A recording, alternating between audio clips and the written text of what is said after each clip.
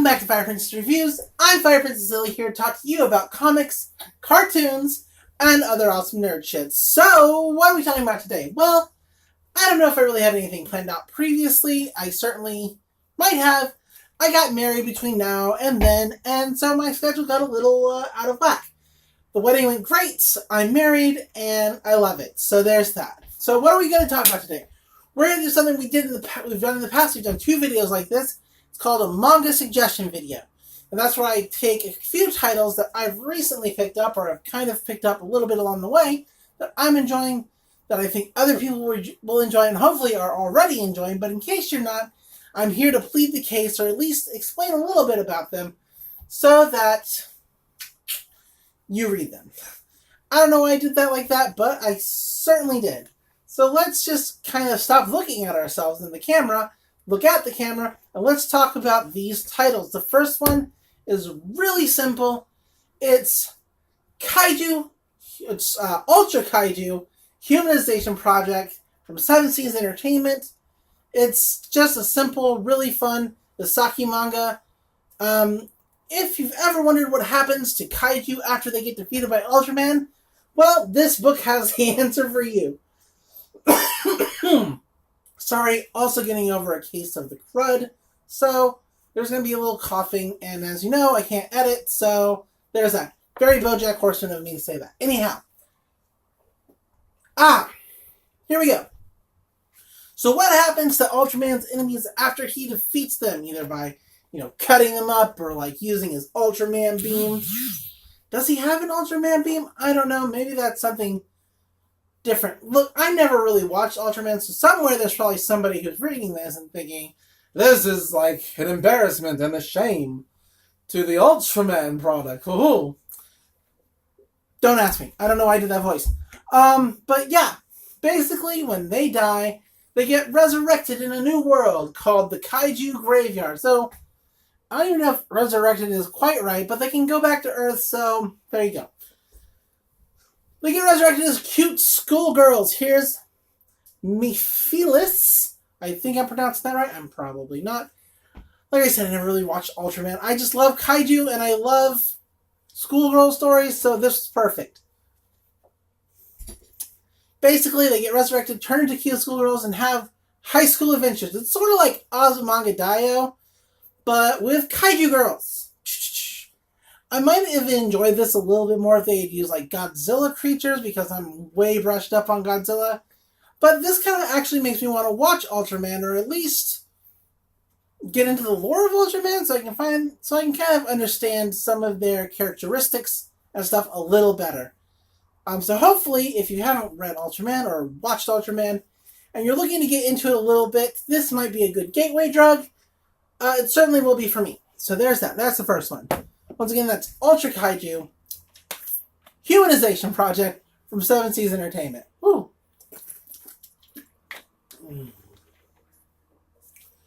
Moving on. I don't think I've actually suggested this before. Maybe I have. Maybe I haven't. I do a lot of videos. Not as much as I should, but a lot. So we're suggesting either for the first time or for again, Yokai Girls. It's a fun manga, also from 7 Seas Entertainment.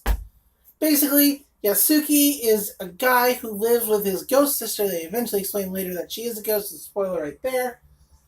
And he meets a cute girl named Roka, and they share kind of a fun time, a meet cute. And he really likes her until he finds out she's a yokai. I can't actually pronounce what kind of yokai she is, but she has a really stretchy knife. And in discovering that, he sort of loses interest in her. But they kind of remain friends through circumstances. She still has the hots for him, but he doesn't want to date a monster, which is sort of jerky. Along the way, they meet other yokai, and they also meet other kind of psychic people. So Yatsuki gets tasked with sort of keeping yokai in line, in check, because he has a special power that he doesn't have a lot of control over.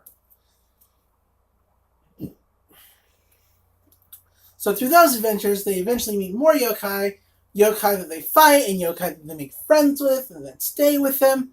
And it's a lot of fun. Now, I will say that absolutely this is super fan servicey right off the cuff.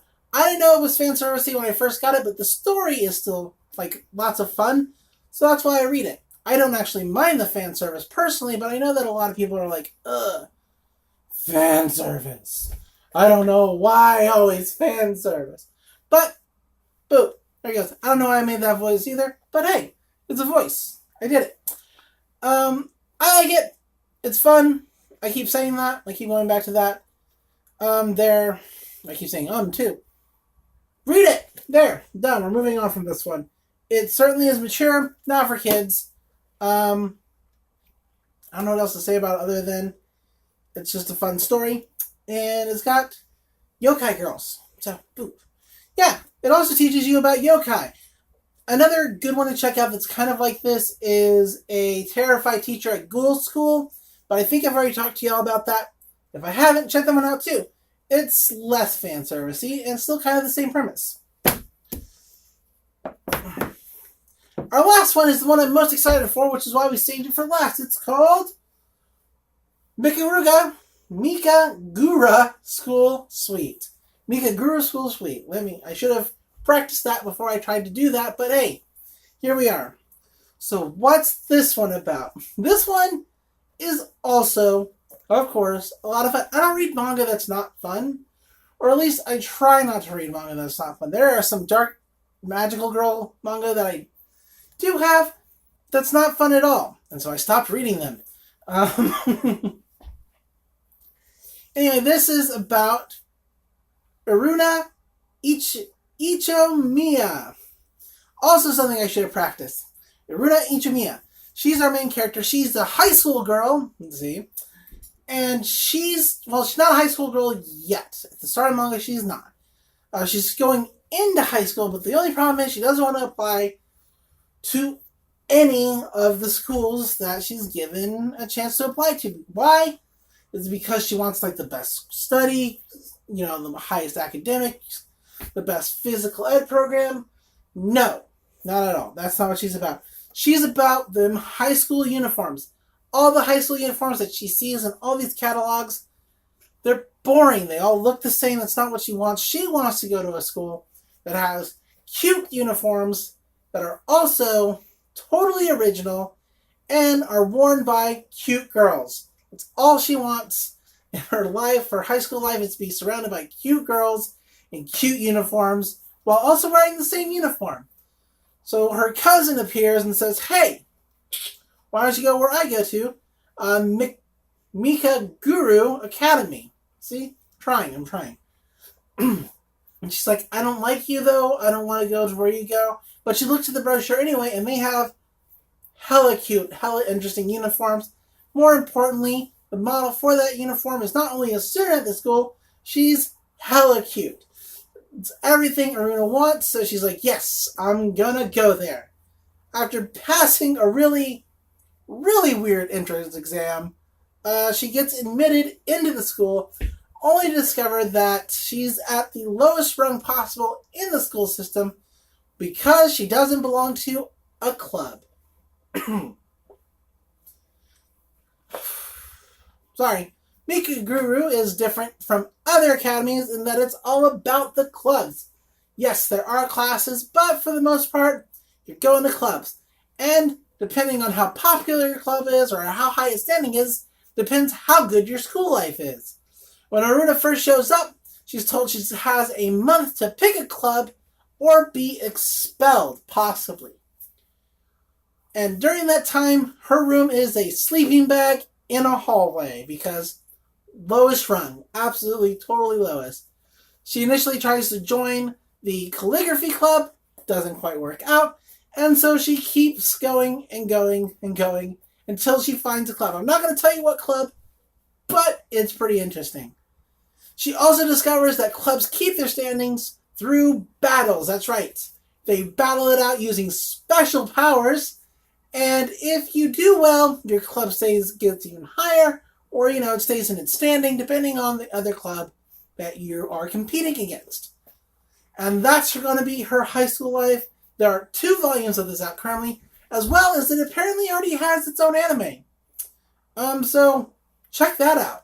Absolutely. I'm going to read it more before I check out the anime because I don't know how accurate the anime is to the manga. But Aruna's a lot of fun as a character. I really like the calligraphy club president, Mica. She's great and adorable and tiny. I love it. But yep, that's the manga I suggest to you this time. So what are we going to talk about next time? Well, hopefully, I've been a little slack on this. Hopefully I'll have the previews book. We'll talk about previews. We'll talk about what you should be looking into in the next couple months. Maybe that'll happen. Maybe it won't. We'll find out. But if that doesn't happen, the video coming next will be... You already saw it. It's Legend of Korra Turf Wars Part 3, the thrilling conclusion. I really like... Crud. I really like this. I can't wait to talk it up and talk about the ending. And yeah, so this is going to be a spoiler video. Don't know why I'm doing the voices. Maybe they're fun. Anyway, not important. So, that's a dead eye stare. I'm Fire Princess Lily. This has been Manga Reviews from Fire Princess Reviews. And until next time, enjoy cartoons, enjoy comics. I said that backwards. But I will see you in the next video. Bye-bye!